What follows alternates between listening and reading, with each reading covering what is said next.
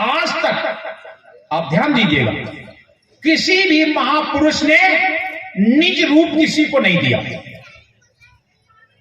भगवान विष्णु की भक्ति करने के बाद किसी भी जीव को भगवान विष्णु ने यह नहीं कहा कि तुम विष्णु बन गए। बना लिया क्या? भगवान राम की भक्ति करने के बाद हम भगवान राम नहीं बन जाते। भगवान कृष्ण की भक्ति करने के बाद हम भगवान कृष्ण नहीं बन जाते। इनका सबका कहना है कि अगर तुम मेरी भक्ति करोगे मैं तुम्हें वैकुंठ पहुंचाऊंगा।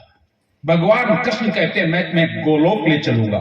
कोई गोलोक ले जाएगा, कोई देवलोक ले जाएगा, कोई ब्रह्मलोक ले जाएगा, कोई वैकुंठ ले जाएगा, लेकिन कोई तुम्हें तुम्हारे घर नहीं पहुंचा सकता है। बात समझ रहे हैं? तुम्हें तुम्हारे घर पहुंचाने वाला कोई नहीं है। और साहब कबीर कि अगर तुम भक्ति करोगे तो क्या मिलेगा? साहब कबीर कहते हैं जो तू चाहे मुझको, अगर तू मुझे चाहता है, जो तू चाहे मुझको, तो क्षमर सकल की आस और मुझी जैसा हो रहे। कैसा बना रहे हैं साहब? अपने जैसा। मैं कैसा हूं? अमर अविनाशी। तुम कैसे हो? अमर अविनाशी। मैं तुम्हें ले कहां चलूंगा? अमर लोक। और वहां क्या मिलेगा? जहां जाए सुख हो अपारा बहुर गावे, यही संसार। अमृत भोजन हंसा पाई, जुगन जुगन की क्षुधा मिटाई। अमर चीर है, अमर लोक है। वहां क्या मिलेगा? जो सूर्य जो प्रकाश मेरे में है वही तेरे में, मेरे में और तेरे में कोई अंतर नहीं होगा। और यहां तो देवलोक पहुंचाने के बाद भी अरे फला देवता बड़ा है, वो देवता छोटा है, वो देवता ऐसा है, वो देवता ऐसा है। और इसके बाद भी भगवान कृष्ण कहते हैं इसके बाद भी आप ऐसा नहीं कि देवलोक गए तो वहीं रह जाओगे, वैकुंठ जाओगे तो वहीं रह जाओगे, गोलोक चले गए तो वहीं रह जाओगे, अब वापस नहीं ना। सीधे कहते हैं भगवान कृष्ण त्रेतम भक्तवा स्वर्ग लोक विशालम छिन्ने पुण्य मृत्यु लोक विशांति। तुम इस संसार में पुण्य कर्म करोगे, अच्छे कर्म करने के बाद आपको मैं वैकुंठ ले चलूंगा, लेकिन वहां रहना नहीं है। जितना आपने यहां कर्म अच्छा किया है उस कर्म को भोगो और भोगने के बाद पुनः आपको मृत्यु लोक में आना पड़ेगा। आपके पास खेत है 10 एकड़ 20 एकड़, आपने धान कमा ली है, इकट्ठा करके अपने घर में भर लिया है, खाओ खूब खाओ। लेकिन जब बरसात होगी तो आपको पुनः खेत में जाना पड़ेगा, बीज लेके जाना पड़ेगा, आपको पुनः खेत बोना पड़ेगा। और अगर खेत नहीं बोगे तो फसल दोबारा तैयार नहीं होगी, तो दोबारा खाने को नहीं मिलेगा। और साहब हमारे क्या कहते हैं? जब लग चावल धान में तब लग आवे जाए। समझ रहे हो? चावल जब तक धान में है, छिलके में है, तब तक उसका जन्म होता है। जब तक चावल धान में तब तक आवे जाए। चावल छिलका अलग कर आवा गवन नसाए। बात समझ रहे हो? जिस दिन छिलके को दूर कर दिया फिर चावल बोओगे तो क्या जमेगा? चावल कभी नहीं जमता है। जिस दिन तुम्हारे ऊपर से माया का आवरण खत्म हो जाता है उस दिन हमारा आवागमन खत्म हो जाता है। फिर हम साहब की शरण में हो जाते हैं, फिर हमारा आवागमन नहीं होगा, हम बिल्कुल आवागमन से दूर हो जाएंगे। वो चावल आप चाहे 1 वर्ष रखो, चाहे 2 वर्ष रखो, चाहे 10 वर्ष रखो, वो रख सकते हो आप, लेकिन वो कभी भी जमेगा नहीं। आप उसे रख सकते हो, उपयोग कर सकते हो, लेकिन उसका जन्म नहीं होगा। ठीक वही हमारे साहब कबीर का है। साहब कबीर उस माया के आवरण को दूर करने वाले हैं। जब माया का आवरण दूर कर देते हैं तो आवागमन से हम दूर हो जाते हैं। और साहब कबीर हमें यही बताने आए हैं कि ऐ जियरा तू अमर लोक का पर्यो काल वसाई हो। ऐ जीव तू अमर लोक का निवासी है, तू यहाँ काल के बस में आकर के फंस गया करके। ऐ जियरा तू अमर लोक का पर्यो काल वसाई हो। तुम सुध भूल गए हुआ घर की महिमा आपन गाई हो। तुम अपनी महिमा को गा रहे हो, यहाँ संसार में तुम दूसरे की महिमा गा रहे हो और अपनी सुध भूल रहे हो। दूसरे की महिमा हम लोग गाते हैं, गाते हो कि नहीं? यहां तो वो दशा है हमारी आपकी कि अब हम क्या बताएं। कभी कभी वही बात साहब की बार बार याद आ जाती है, डर लागे और हंसी लावे, अजब जमाना आया, कुछ कहते भी नहीं बनता है और बिना कहे रहा भी नहीं जाता है। 3 शेख चिल्ली थे। शेख चिल्ली तो आप लोग समझते होंगे कैसे होते हैं, बड़ी बड़ी बातें मारने वाले।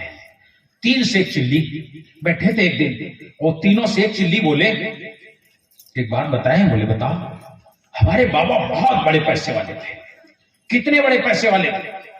बोले हमारे बाबा के पास इतना पैसा था, इतना पैसा था, नोटों से छानी छाया करते थे।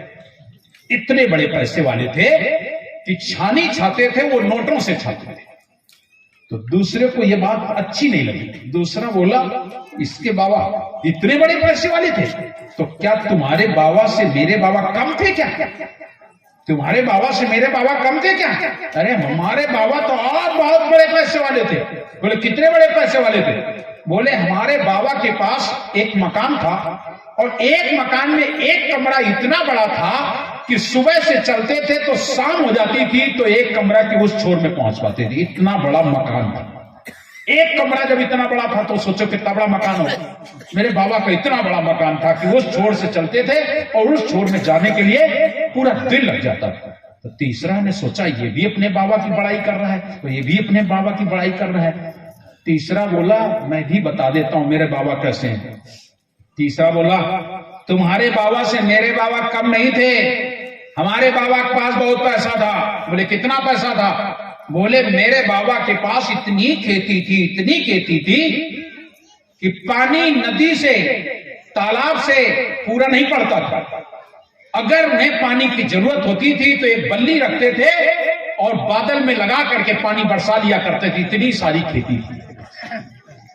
तीनों लोगों की बात एक संत जी सुन रहे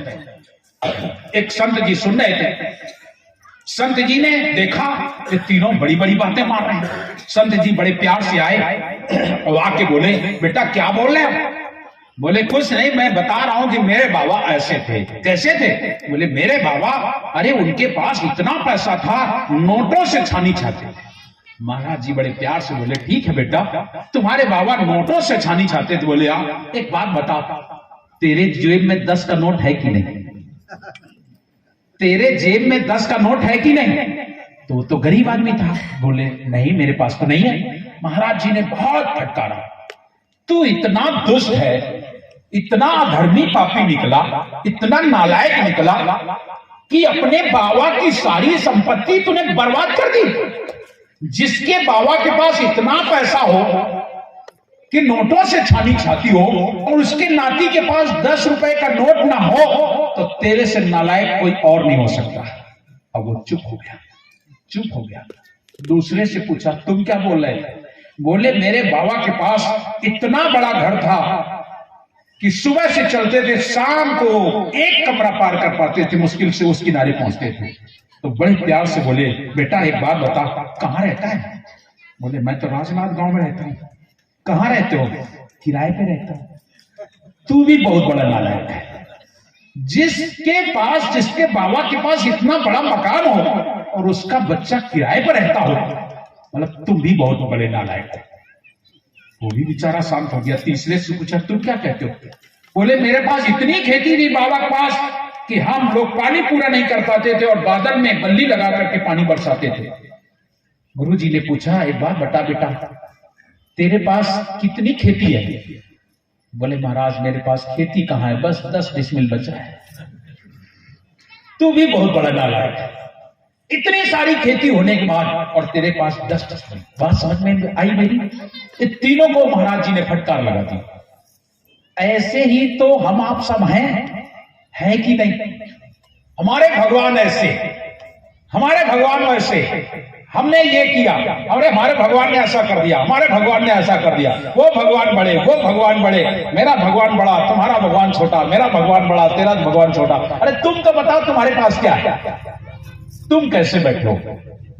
तुम्हारे पास है कुछ?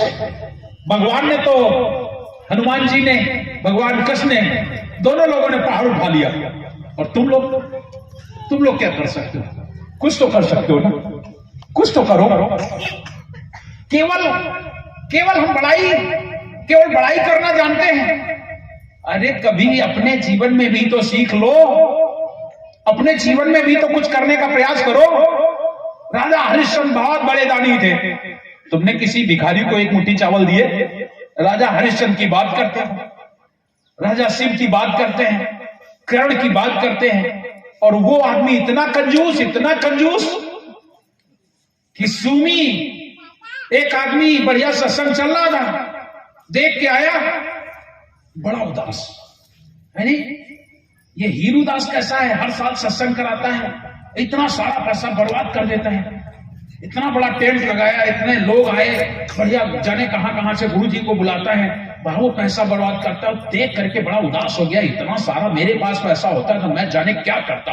और वो बेचारा उदास जाके पहुंचा घर में, तो उसकी घरवाली पूछती है, वैसे तो तुम बड़े हंसी खुशी में घर आते हो, आज कैसे उदास हो? आज कैसे उदास हो? बड़ा तुम्हारा चेहरा उदास है। वो समझ गई।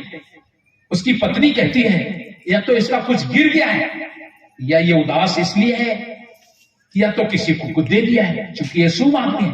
तो सूमिन कहे सूम से, सूमिन कहे सूम से काहे बदन मलिन, तुम उदास क्यों हो? सूमिन कहे सूम से काहे बदन मलिन, का तुम्हारो कुछ गिर गयो, का काऊ को कस दी।